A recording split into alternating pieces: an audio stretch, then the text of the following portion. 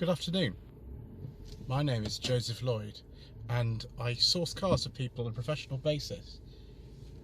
Although most of the cars I source are between £1,000 and £5,000, very often I've been asked to show something a little bit cheaper on the channel, and so I came up with No Budget Reviews, the series where we look at cars that you can buy in good condition with an MOT for under £1,000 and you can enjoy driving.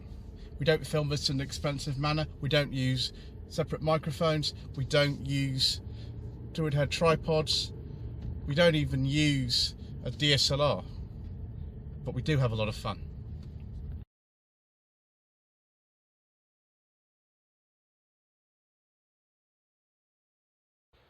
Sometimes, viewers, I wait an awfully long time to get a particular model of car on the channel, and well, today is no exception. This is a 2013 Peugeot 107 1 litre active, this one is, and it's come to me at very short notice indeed.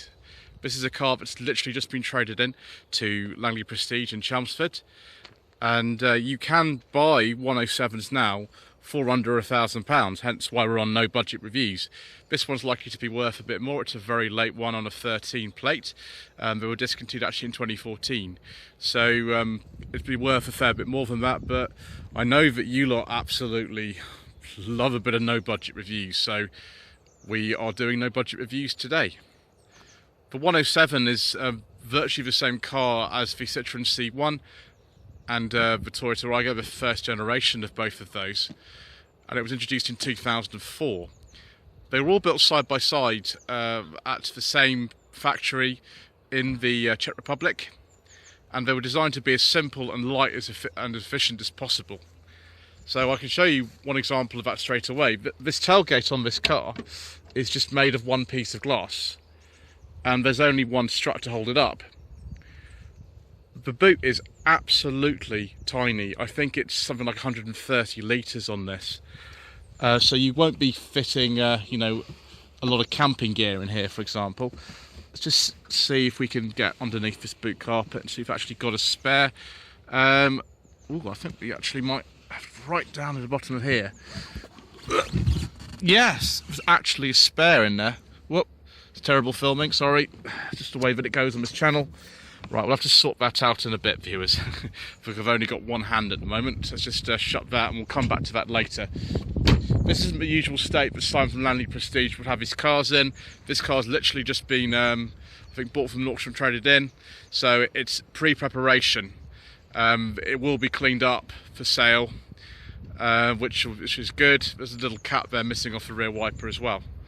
So typical kind of a Toyota design. We've got the fuel filler actually on the left rather than the right, which is what you expected on most Citroens and Peugeots. This is the 5-door model. As you can see, not only are there only 4 seats, but there's no actual windy windows or electric windows. They're pop-out windows like that. Again, it's just to save weight and save money, and you know, whether you actually like that or not is up to you, but I think I'd be a bit concerned about children trapping their fingers in that personally, but there we go. Yeah, very easy to park, you know, just tiny little thing. Very skinny little tyres as well. These has got aftermarket wheel trims on it, by the way. Those aren't the originals. Glad to someone's put blind spot mirrors in there. That's a very sensible thing to do. If it were me, this steering wheel cover would be coming straight off as well. I have driven this car here and it's not very nice with that. You'll notice actually this is quite a low spec even for a 107, because we've not even got the little rev counter which sprouts out the dash. We haven't even got a rev counter in this. We've instead got the lovely noise of the 1K FE engine to tell you when you need to change gear, and that's all you get. So yeah, you don't get an engine temperature gauge. You get a little tiny fuel gauge in there, and that is about it. It's all very simple. It's sort of idiot-proof in the way that you control the heating and ventilation. There is air conditioning in this model, which is good. I think these stalks are out of something like a Yaris or something like that. Gearbox is a little bit on the floppy side because this car is 10 years old and it's done sort of average mileage around 96,000. And the doors are, well, there's not really a lot to say. There's no fabric on here or anything. There's also no electric mirrors. There's only one mirror switch per door, so you just reach across and pull that one if you want to open it and you're the driver. It's not very far, so they figured you don't need one. You just keep the costs down. Got same sort of stereo on all of them. The aux input is just here. 12-volt socket is down here. There's a little shelf in there. I presume you could put your phone on there or something like that. Put it out of the way. And it's not really much to say. You don't get a glove box. I can't do my secret mission documents test because there is no glove box in this car. Door panel is just painted metal and just bits of plastic.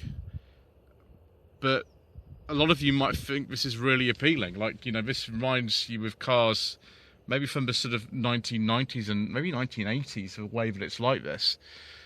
It certainly does for me anyway. Normal handbrake, of course. 5-speed manual. You could get a robotized manual or stroke automatic as well if you wanted to, but I personally stick with this manual. I've got some airbag at the top. That's pretty good. Yeah, there's just not really an awful lot to say about this interior. The more noticeable thing is what's not here as opposed to what is here. Right, let's tidy up that boot and then we'll take a look onto the bonnet. So here we are, viewers, the 1KR FE engine developing 69 horsepower. Little 3-cylinder. Looks reasonably easy to get to things like the plugs and things like that. You might just take this cover off. But yeah, it's a tiny little engine bay. I think you could get a 1.4 engine that we can't talk about as well. You notice as well, this has got one massive mono wiper. Just everything you don't need has been eliminated in the effort to save weight and also to make the car as efficient and cheap to build as possible. And I kind of appreciate that. And some of you might as well.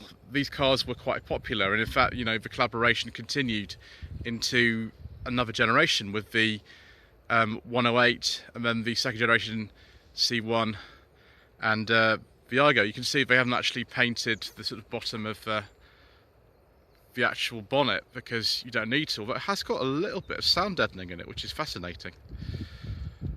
Right, viewers, I suppose you'd better go and have a little drive.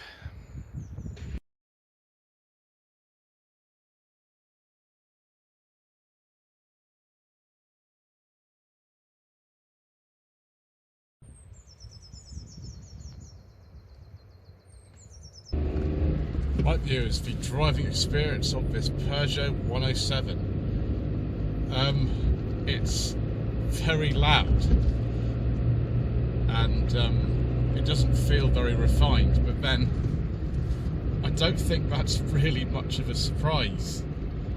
These cars were not expensive cars, and of course the reason we're actually filming this car for the no budget reviews format is actually because you can pick up an early 107 for under £1,000 now.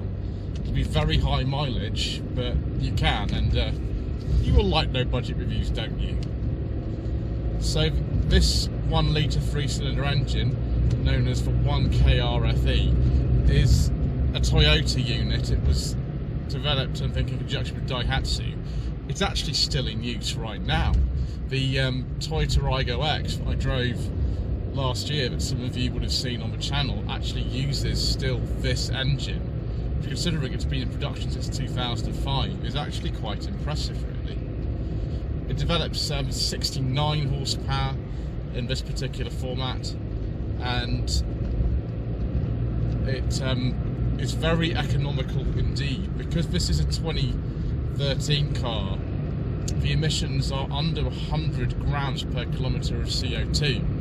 So these final facelift cars don't cost a lot to run. It's a chain cam engine, so you know the chain's supposed to last life of the car, although I have heard example of tying chain failure on particularly high mileage ones of these. This car's done 96,000 miles, which is about average really for a car that's 10 years old. That's something I'd just be sort of wary of. 0 to 60 takes a very long time. I think it's about 14 seconds or something like that. To be honest, it's actually a lot better at 50 miles an hour than I thought it would be. I think it would sort of be tolerable on the motorway as well. Gearbox is a little bit floppy on this one. That's because it's done very, very high mileage. Well, no, it's not. I take that back. It's done average mileage for the year. I think we'll say that instead. That's a lot more realistic. Throwing it round these roundabouts around here, avoiding that enormous pothole. There we go. Yeah, it's really quite nice to kind of thread around kind of relatively low speed. It's actually got some kind of thought in it in terms of the way that it handles.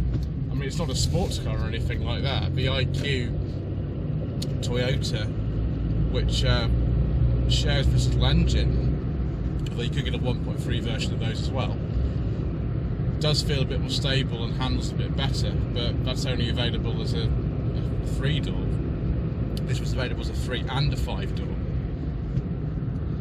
and these were a lot cheaper. So yeah, when you actually set off, the biting point of the clutch is quite high in these, and it does seem that it's not going to be the most refined experience, and it's not. But if you really just need to go around town and the occasional sort of motorway journey, this would be absolutely fine. There was a robotised manual available, or automatic. Not fond of robotised manuals myself particularly. I'd stick with the 5-speed manual if you can. But yeah, it's so small, it's so easy to sort of thread in and out of spaces and things like that. I mean, it isn't really too bad.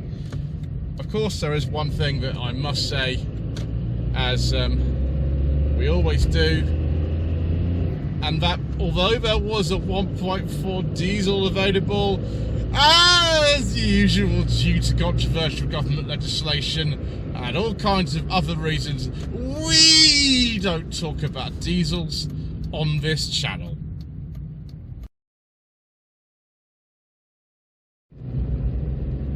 I must say, I actually quite enjoyed driving this car. It's really, really sort of reminiscent of older stuff. Like maybe like a Peugeot 104 or something like that is the closest thing I can think of. It actually replaced a 106, and 106 in some ways feels like a sort of more refined and substantial car.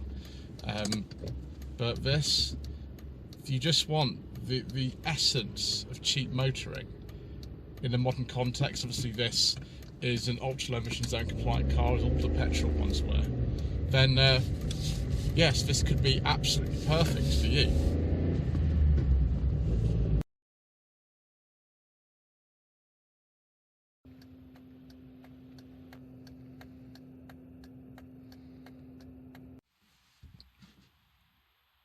The 107 was available in a huge number of trim levels. This is an active, but there was also an Access, Allure, Envy, Kiss, Millésime, I don't know what that means, the Sport XS, the Sportium, Urban, Urban Light, Urban Move, Verve, XE Light, and XL. Why can't we just stick to things like XS, XE, and XL, like the old 205? That would be better.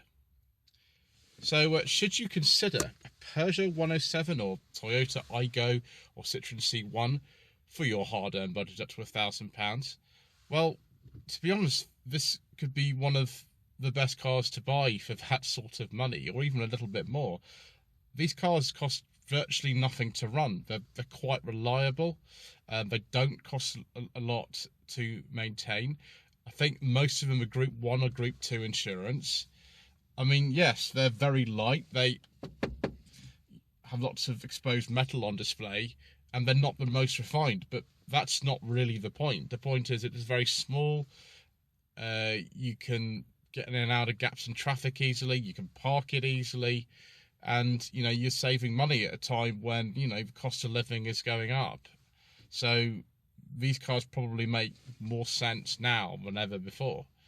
So thank you ever so much indeed once again for watching this episode of No Budget Reviews. Thank you again to Simon and Dale at Langley Prestige in Chelmsford for allowing me to have a go in this car.